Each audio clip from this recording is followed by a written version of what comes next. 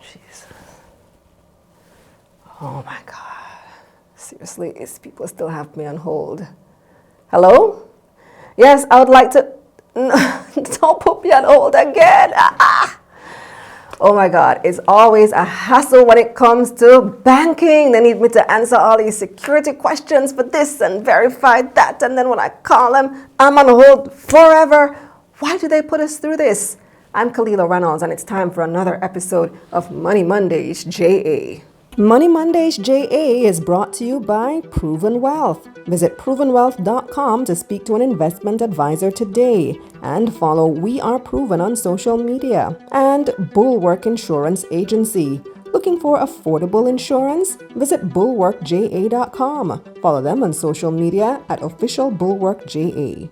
Now, before we get started, don't forget to like this video, subscribe to this channel, and click the bell icon so that you can be notified whenever there's a new video. Also, subscribe to my newsletter at kalilareynolds.com/newsletter, where you can read a transcript of this episode. So, wouldn't it be great if all of your banking transactions could be solved in 5 minutes or less? If only it was that easy. COVID may have forced us to migrate online, but that hasn't necessarily been a smooth transition. And after one too many phone calls with customer service, you have to wonder, why is everything so complicated? Contrary to popular belief, banks don't put customers through long wait times and paperwork just to annoy us. What we don't see are the methods that the banks use to protect us and our money. Unfortunately, protection comes at the cost of convenience. So being inside for the past year with nothing better to do than watch TV or browse Netflix, you've probably stumbled on some shows that talk about money laundering or that demonstrate it. One of my favorites is Ozark. You ever seen Ozark? It really gives you a look at how it's done. Queen of the South is another good one.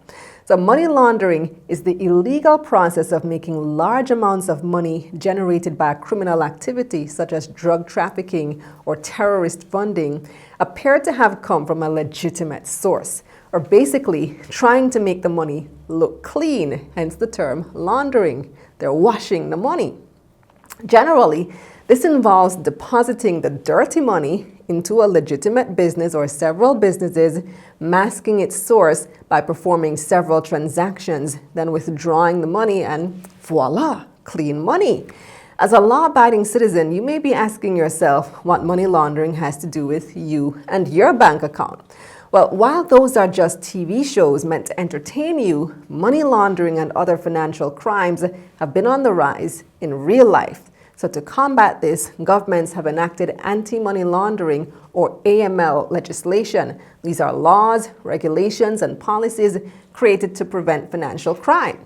You may have heard the term AML-CFT. It stands for Anti-Money Laundering and Countering the Financing of Terrorism.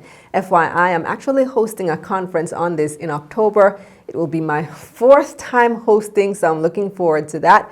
I'll leave a link in the description if you're interested in joining me. Anyway, these AML-CFT regulations are a big reason that banking in Jamaica can seem like such a pain. Anyone who's ever opened a bank account would be familiar with the most common policy, Know Your Customer, or KYC for short. KYC are the steps taken by financial institutions to verify their customers' identities. It's the reason that you're told to bring a utility bill with your name on it to verify your address when opening an account. AML-CFT legislation requires banks to oversee their customers' transactions and report suspicious activity, which KYC can help them to do. KYC requires new customers to indicate their source of funds and provide recent pay slips, financial statements, or even a work contract. This information allows banks to monitor where their customers' money comes from, how much money the bank can expect to see coming in, and how often. And based on that information, banks can spot irregular activity that may point to financial crime and take action such as flagging the account, launching an internal investigation, or alerting the authorities. Now, because Jamaica has tended to have kind of a shady reputation in the past, these regulations are especially rigorous here. let's not pretend like we don't know this country's history of involvement in the drug trade, right? So financial institutions are also very interested in account holders who are also U.S. citizens. In my episode, Tax Avoidance versus Tax Evasion, I spoke about tax havens being countries that offer very low or no taxes. Several Caribbean nations, such as St. Lucia, the Bahamas, and the Cayman Islands, have earned a reputation for being tax havens because their low tax regimes are favorable among foreigners. Before January 2019, international business companies, or IBCs, incorporated in St. Lucia, for example, had their pick of either being tax exempt or paying just 1% in taxes. Now, because individuals can use tax havens to not pay their taxes to their home country, which is a crime, the United States enacted FATCA. FATCA stands for the Foreign Account Tax Compliance Act, and that's an American tax law targeted towards U.S. citizens trying to evade their tax liability by hiding their money in foreign accounts. FATCA requires financial institutions outside of the United States to report account holders who are U.S. citizens in order to ensure that they pay their American taxes. But wait, we shouldn't have to follow an American law, right? Well, remember when I said that the Caribbean has a reputation as the home of several tax havens? Well, as a result, the Caribbean also gained a reputation of being too lenient on financial crime.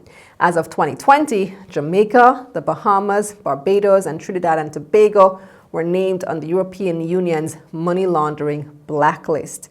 Jamaica and Barbados were moved to the gray list this year after making some improvements.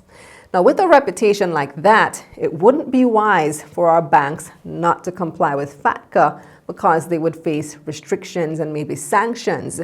So even if we don't have to, compliance is still in our best interest. So protection from financial crime doesn't only happen when you start an account. It's meant to last as long as you are an account holder at your bank.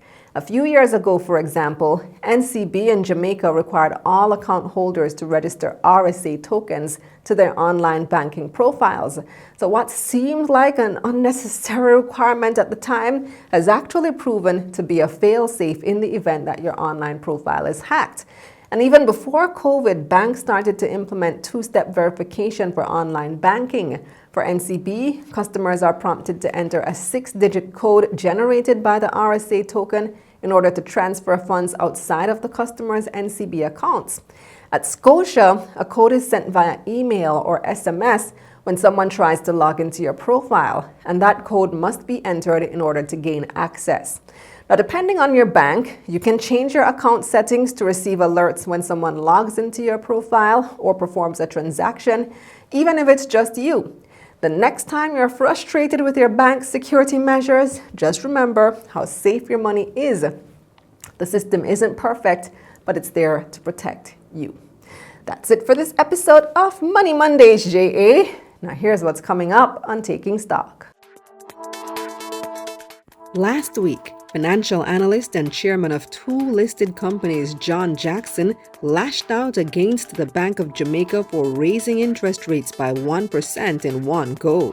The 1% is ill-advised from the standpoint that the central bank should have been on the ball all along to make gradual adjustments. A 1% adjustment tells me that somebody slipped up badly.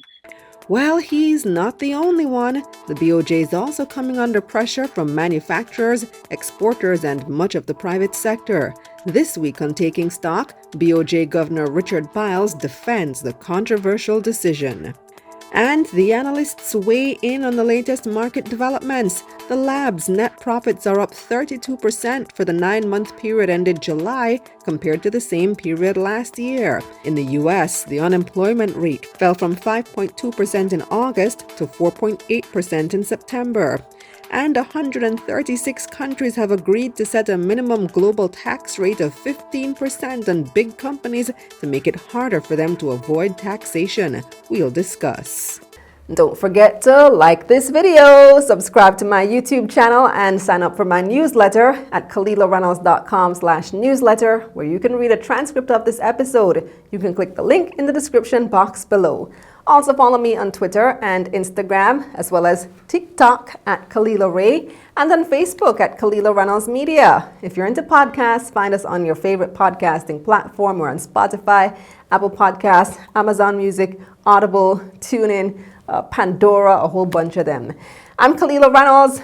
Let's get this money. Money Mondays JA was brought to you by Proven Wealth. Visit provenwealth.com to speak to an investment advisor today, and follow We Are Proven on social media. And Bulwark Insurance Agency. Looking for affordable insurance? Visit bulwarkja.com. Follow them on social media at official bulwarkja.